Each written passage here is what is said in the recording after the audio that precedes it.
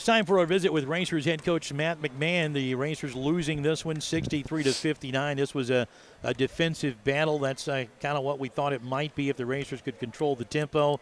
But Coach unable to make enough shots, and Martin able to get Tama and Howard really going there in the second half with 15 second-half points, and just didn't have the answer. Yeah, we did. We couldn't stop them in the second half when it mattered.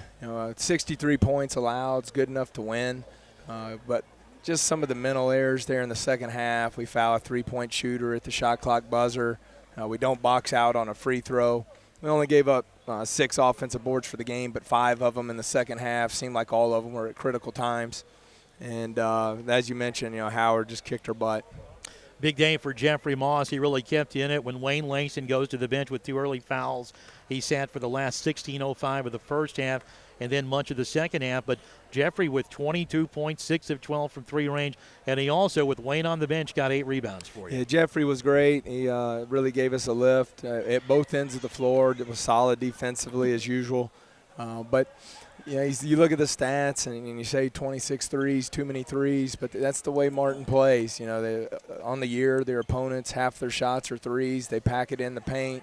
Wayne obviously was out of the game most of the night with foul trouble. I thought we got great looks.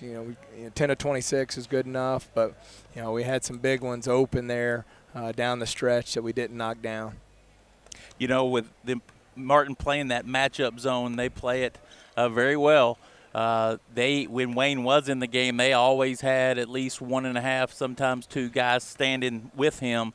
And when he left the game, there's really no low post presence to be able to draw that double team, right, to be able to get some open looks. Yeah, and even with that, Kenny, I felt like the looks were good. When we drove it, we did have some possessions. I'm sure we'll go back and look at the film where we were too tentative.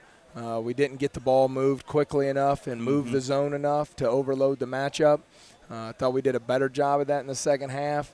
Just didn't knock down some of those looks. Well, and when it gets late into that shot clock, then it puts pressure on Bryce Jones or G. McGee, whoever kind of ends up with the ball, to try to make a play, and that's how sometimes turnovers occurred, and that puts you at a disadvantage trying to, to get back defensively.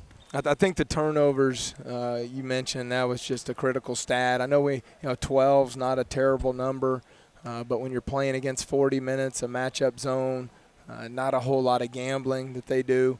That's just too many unforced errors.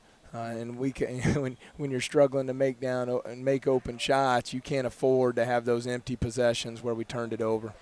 Coach, losing Langston the way we did early with 2 quick fouls put so much pressure on freshman Charles Brown. But, I saw something in him today where he was competing out there. Well, he's earned his time just through his effort and practice. You can trust him because he's going to bring it every day. I thought his post defense was good. He got caught behind in the post maybe once there in the first half, but he had to play 16 straight minutes, so that's going to happen. I thought he made a couple nice plays around the goal as well and hit two big free throws for us.